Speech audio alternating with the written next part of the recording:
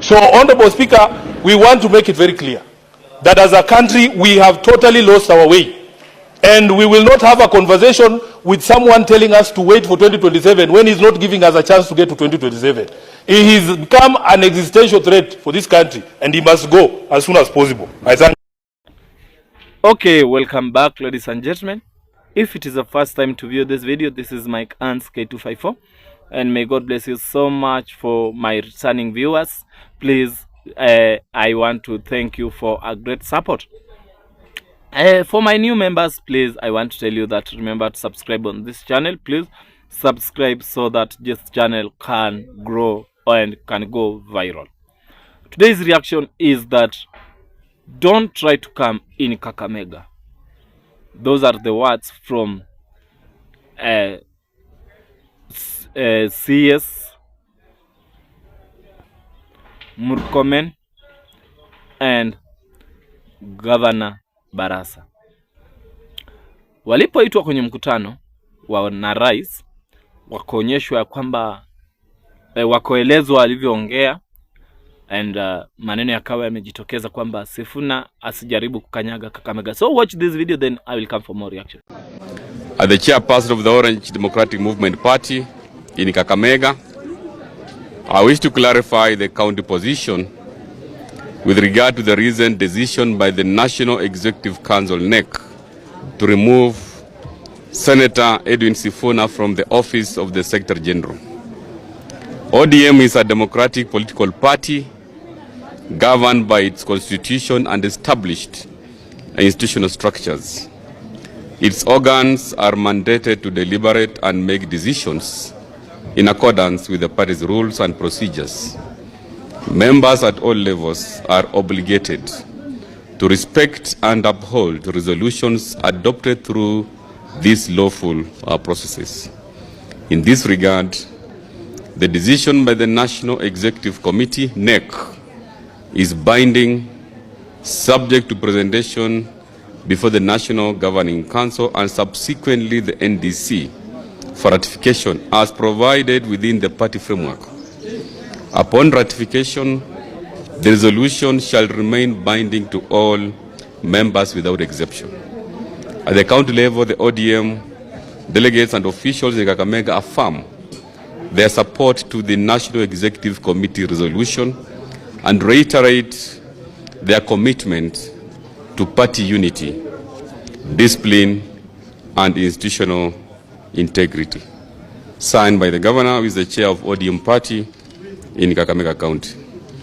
I want to once again just reiterate and reaffirm our support to the decision that was taken yesterday by NEC, because as a party we need to operate within the structures of the party, and as the ODM Kakamega County, we are in support of the decision taken by NEC to remove Honorable Sefuna and replace him in an acting capacity with the women rep of Busia County, Honorable Catherine Omanyu. Because as a party we need to have discipline within the party. Na mimi kama mwenyekiti wa ODM Kakamega nachukua fursa hii kwanza kabisa kuunga mkono uamuzi ambao ulitolewa na NEC hapo jana wa kumuondoa aliyekuwa katibu mkuu wa chama cha ODM Honorable Edwin Sefuna. Hapa Kakamega mimi nataka kuhakikishia kwamba chama cha ODM kiko imara.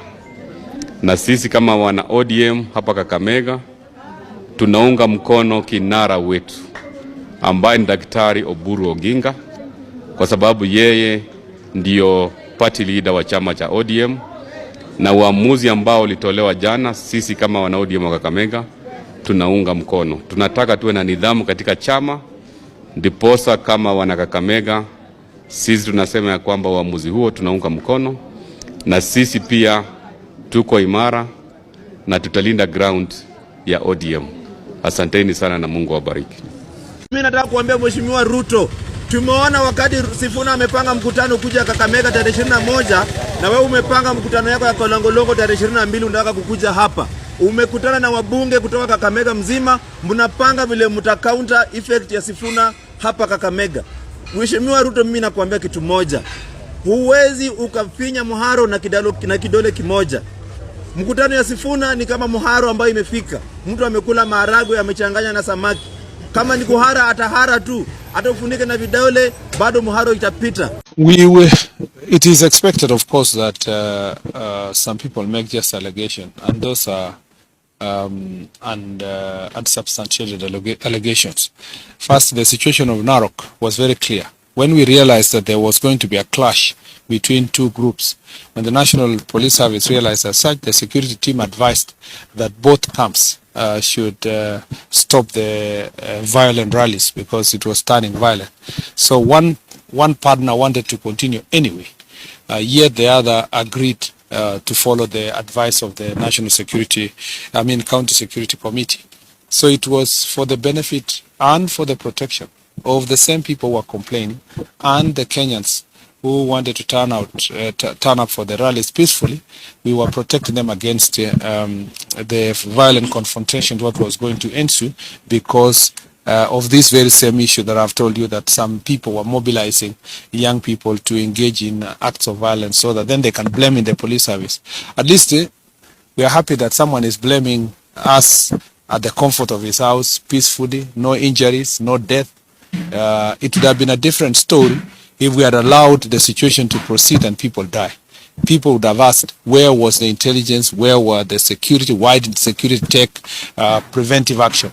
So we are happy to take every preventive action. That's why we're here today, because we want to take preventive actions instead of waiting until something happens for you to come and give explanations as to who caused it and who was organizing and so forth.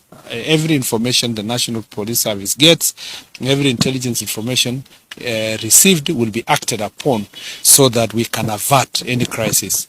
So in security sector, people don't realize the work the security team is doing until something goes wrong. But when everything is peaceful, people think that it's just peaceful for the sake of it. They say that ukiona vyaelea vimeundwa. So there are people behind the security team that are making things work. And if they tell you, please avoid this route, avoid that route, because it's for the benefit of the people. Legal and constitutional means to be able to achieve all the things that they wanted to achieve in that agreement. If it is not possible for them to consider this request by the Senate of the people, we will use all available means, legal and otherwise, to be able to enforce adherence to the Constitution, including through our Senate committees. And this matter will find itself in the floor of the Senate very soon, as you will see. Senator, you talked about the audit and oversight. Absolutely. Of the 80 billion. We saw what happened with NMS. If this cooperation or collaboration goes on, will be oversight in this area? That is the question. That is a very fantastic question, and that is what I have said in the statement here, that it actually complicates the audit process. Do we call this committee to the Public Accounts Committee when the audit is difficult for her to do her job? And that is why we are saying, let us maintain fidelity to the Constitution. There are ways to channel monies. For instance, I've given you the example of county aggregation parks. Nairobi does not get any money for building of an aggregation park. If you ask the governor himself, he will say his priority is a market at Gikomba. Why can't we use the same instrument to give us the money to do the market at Gikomba? So that is what we are saying. It actually complicates the audit process and the oversight process. Yes. My name is Omar from West TV. Yes. Senator, is it enough to tell the President and the Governor to share that agreement now that they are working backwards, signing and then going for public participation? What is the likely scenario for them to happen so that we can... I don't know if you have come in late, because we have addressed the question of public participation. We have said it is to make a mockery of the public. For you to do something, then you say you're going to do public participation on it. It means that you've already made up your mind and that you're going to do an exercise that is cosmetic. Number two, they have said the agreement takes force within 14 days from yesterday. That tells you that we have under 13 days to be able to complete that public participation. I've also pointed out to you that if you read at the agreement at clause 6.2, they are saying any amendments that will arise from the public participation will be included. They are not anticipating a scenario where the people of Nairobi say we are rejecting the entire thing. So, and there are other clauses in the document itself that say the parties can enter into supplemental agreements without the participation of the people. So we are saying shelve this thing, go through a proper process. There are legal mechanisms for you to channel money if the need of Nairobi, for instance, has been identified as unique, just the way the other counties receive money for unique purposes like building of headquarters and building of county aggregation parks. We can be given a conditional grant to do our street lighting in Nairobi and retain fidelity to the constitution. Chris, yes. From Ramogi TV. Yes, Chris. During the signing of that cooperation agreement or cooperation deal between the Nairobi County and the national government, the president and the governor said that Nairobi need to be given special treatment akin to what happens in other cities like London, as opposed to what is happening now when they are being given allocation just like any other county. Do you feel like Nairobi needs that special treatment? Chris, I thought you were in the room when we began this statement. Just go through the statement I have given, that the Urban Areas and Cities Act was passed in 2012.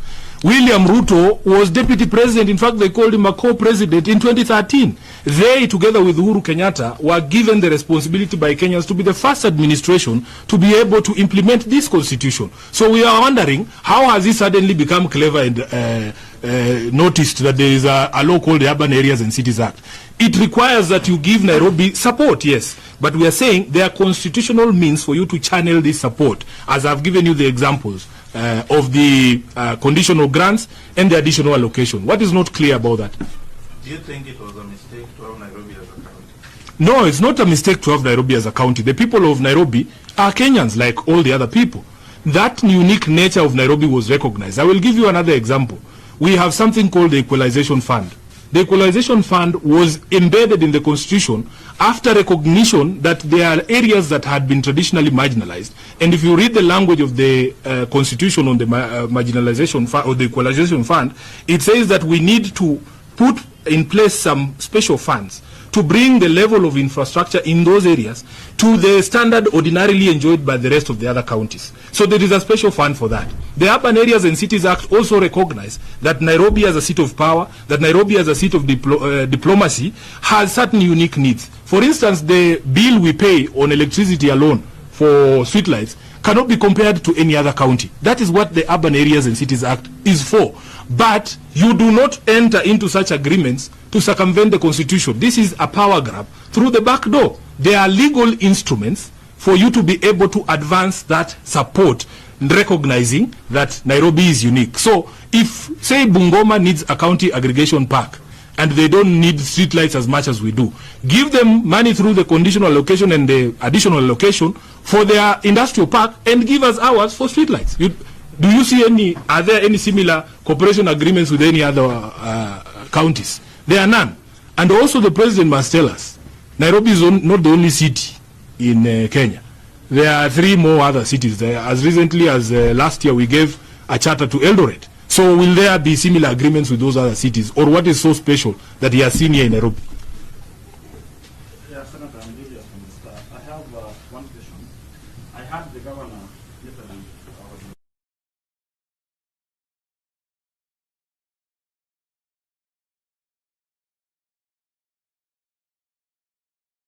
Especially on education, for example, on the school program, we have signed another one on bursary issue, the issue of bursary and the scholarship. I don't know how is it different from this one, from one perspective, or the people that they want from the school feeding and the university are falling in the same category of Yes, you are talking about there was a decision by the Control of Budget that before a level of government undertakes the functions of another level, there has to be an agreement between those 2 levels of government. And for instance, when it came to education, education is stated as a national government function, especially the counties only deal with ECDs. So when you are giving bursaries without a framework that allows you to do that, that is what that agreement relates to. This one is very different. This one is very different because they are not saying that they are going to undertake national government functions or that they are going to undertake county government functions. That's not what they are saying. In fact, they were very clear yesterday that it has nothing to do with transfer of functions. But it is actually transfer of functions hidden as an untransfer of functions. And the legal problems that we have, again, ladies and gentlemen, you have to go through the statement that I have made. An agreement such as was signed yesterday, I am sure those negotiations have been going on for months. The right thing to do would have been to tell the public, the people of Nairobi and the County Assembly and the Senate, that we are anticipating getting into this, agreement, and have people input into those discussions that you're having, and then reach a final document, then you sign. But for them to have been sitting in a corner somewhere hiding, having this conversation, then we are just told there's a signing ceremony tomorrow. It's like you are being told to come to a wedding ceremony, but the parents will meet next week to discuss whether they consent that their children should be married. It's ridiculous. So your problem is the process or the whole thing? I think I will let my statement speak for itself. I have gone to great detail from the beginning to the end to explain the issues that I have cited in this statement. Thank you.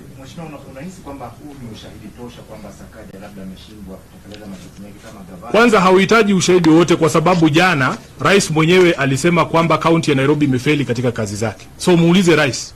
Rais ametembea jijini, ameona kuna takataka kila mahali, ameona kuna shida kila mahali, amesema jiji hili linaendeshwa vibaya. Maneno ya rais mwenyewe. Na mlikuweko na yeye huko na State House jana. Sijui mbona ukumuuliza. Nashukuru sana. Wacha tukomee hapo tafadhali.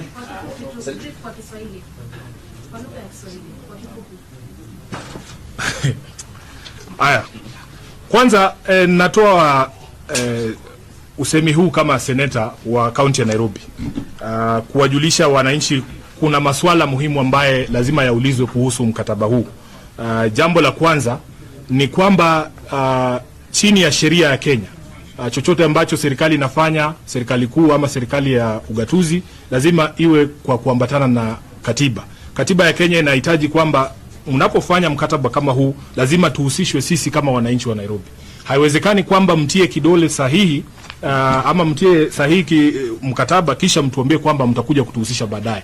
Inaonyesha dharau kwa wananchi, inaonyesha dharau kwa viongozi, inaonyesha kwamba tayari Are you haunted by a kuhusishwa pali popote katika mazungumzo haya. Mara ya kwanza tumesikia kuhusu mazungumzo haya ni wakati ambapo tumeitwa kwa ndoa ya uhalalishaji hapo jana, ya kwamba tuende kushuhudia jambo hili. Sadly, ama jambo lingine, ukiangalia ile kamati ambayo imewekwa pale ya kusimamia mpango huu mzima, imewajaza wale ambao ni wanaondokea katika serikali kuu. Ukiangalia kwa kamati ya watu 12, utakuta kwamba ni watu wanne peke yao ambao wanawakilisha county government ya Nairobi, na tunaona kwamba hiyo sio cooperation, hiyo ni kama ni take over. Okay, welcome. Hope you have seen. Nafikiri kwamba umetazama ni nini hasa kinaweza kuendelea ama ni nini kinaendelea nchini hapa. Kwa wale wageni kwa kujiunga nasi, ningeomba tu kuomba kwa roho ya unyenyekevu ya kwamba bonyeza hiyo alama ya kengele unayoiona kwenye simu yako ili upate notification ama upate news kwa wakati tunapo chambua. Na kwa wale ambao wanarejea kwa kuweza kutazama tena video zangu, naweza sema kwamba kongole sana na Mungu acha watende mema, muweze kubarikiwa sana na asante sana. Uchambuzi wa leo ni kwamba zimebaki siku ni moja tu ambayo ni ya kesho peke yake, kisha Edwin Sefuna anajiingiza Kakamega rasmi kwa ziara zake za kutembelea nchi ama kaunti nzima 42 za Kenya. Na tunaona kwamba Murkomen, CS Murkomen ambaye ni CS wa security, mkubwa wa polisi, ameweza kutoa onyo kwa wale ambao wanajiandaa kuenda kwa huo mkutano, na akasema ya kwamba Sefuna hana idhini yoyote ya kuwekeza ama kuweka mkutano wa aina hiyo. Na sio huyo tu peke yake, bali tunapata Fernandez Barasa ambaye pia ni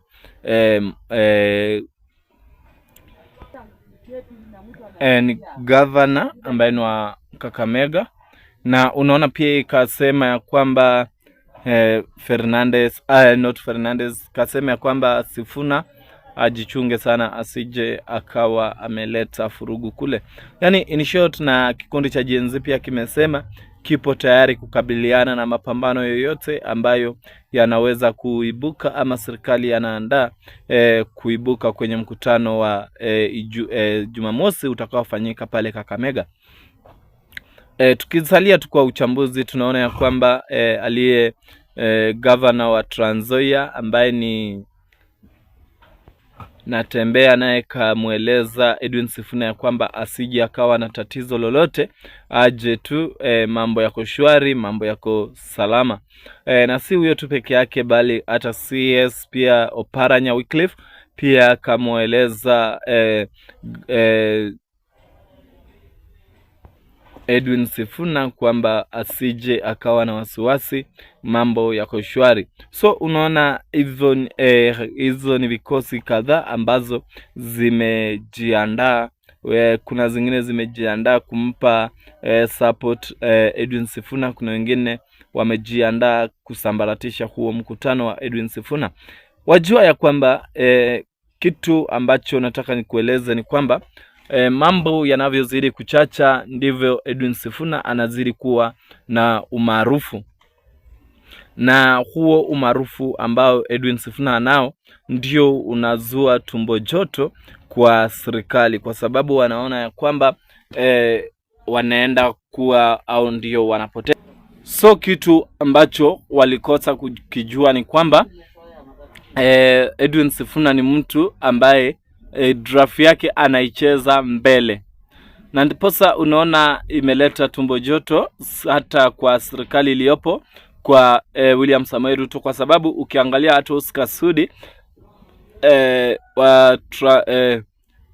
Kapsaret kamueleza ama kamjibu Burodinga akimueleza ya kwamba wewe unajidai upewe unaibu president, na kura zote zimeenda na Edwin Sefuna. So they know that Edwin Sefuna yeye sahi ndio kusema kwenye chama cha ODM, na hata jinsi tunazungumza hivi utaona ya kwamba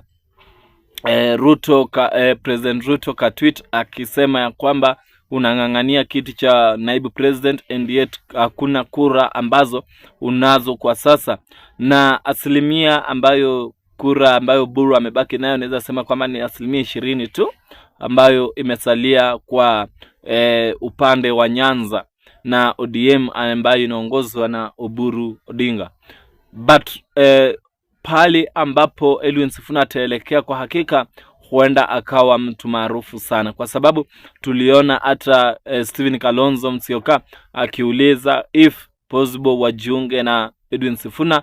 Si Kalonzo Musyoka tu bali wapinzani ama chama cha upinzani chote ki tayari kujiunga na Edwin Sefuna. Je, swali langu ni kwamba mkutano wa Saturday, je, utaweza kufanyika kwa usalama ama ni kitu ambacho kimechorwa kikachoreka? Unaweza nipa jibu lako kwa comment section, na ikiwa wewe ni mgeni kumbuka kusubscribe kwa hii channel. Asante unapofanya hivyo, kwa hakika Mungu na kutende mema. Thank you, tunapokutana kwenye video nyingine. Jambo lingine ni kwamba serikali kuu na mashirika yake hapa Nairobi tunawadai sisi kama wana Nairobi zaidi ya shilingi bilioni 100. Kwa hivyo Ruto kurusha shilingi bilioni 80 na kutuambia kwamba sasa yeye ndio mkarimu sana, hiyo ni kutufumba sisi macho kama wana Nairobi. Tunajua kwamba iwapo angetoa zile pesa ambazo mashirika ya kitaifa na serikali yake zinadaiwa na kaunti ya Nairobi, tungeweza kuyafanya mambo ambayo anasema anaenda kuyafanya na zile bilioni 80, na tungebakisha masalio ile ya kutoa shilingi bilioni 20 ya kufanyia mambo mengine. Jambo lingine ni kwamba serikali kuu inaendelea kushikilia kazi ambayo inahitajika ifanywe na counties. Kwa mfano, mambo ya ujenzi wa barabara. Katiba ya Kenya inatambua barabara aina mbili peke yake, barabara za kitaifa na barabara za county. Kwa hivyo ukiona kuna mashirika ya serikali kuu ambaye yanajiita Kera na Kura ambaye yanasisitiza kwamba wapewe bajeti za kufanya barabara hapa Nairobi, inapeleka kwamba hatujazipa counties functions zote na fedha zote ambazo zinafuatana na hizo counties, na ni baadhi ya zile jambo ambalo baba Raila Amolo Odinga marehemu alikuwa anashikilia sana. Akasema kwamba kazi zote ambazo ni za county pamoja na fedha ambazo zinaambatana na kazi hizo zipewe counties, na iko katika mkataba ule ambayo aliandikishana na Mheshimiwa William Ruto ambaye unaenda kukamilika mapema mwezi ujao. Hiyo ndio tarehe ya mwisho.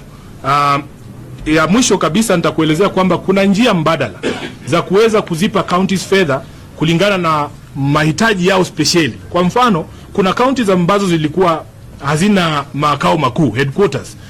Ukienda kama Mandera kwa mfano, walipewa pesa wakajenga county headquarters. County ya Nairobi haikupewa hizo pesa kwa sababu sisi tulikuwa na makao makuu ya county. Tukaendelea na hayo. Kuna counties ambazo zinapewa hizi fedha speciali za industrial park. Nairobi haipati hizo fedha. Manake hapa mahitaji yetu ni tofauti. Kwa hivyo kwa njia hiyo tunaweza kusema kwamba labda county ya Turkana haihitaji taa za barabarani jinsi ambavyo Nairobi sisi tunahitaji. Wao wakipata industrial park, sisi tupewe zetu katika hiyo sheria ambayo tunaita additional allocation ya resources ziweze kuja. Kwa hivyo William Ruto anaposema kwamba sisi tunapomkosoa ni kelele tu na hatuna mawazo mbadala, nataka kumwambia Mheshimiwa Rais, kuna uwezekano wa kutawala chini ya sheria na chini ya katiba. Na nimempa njia mbadala ambazo zinaweza kupelekea kwamba tupate fedha za kufanya hizi kazi ambazo anasema pasi na kuharibu ama kukiuka katiba.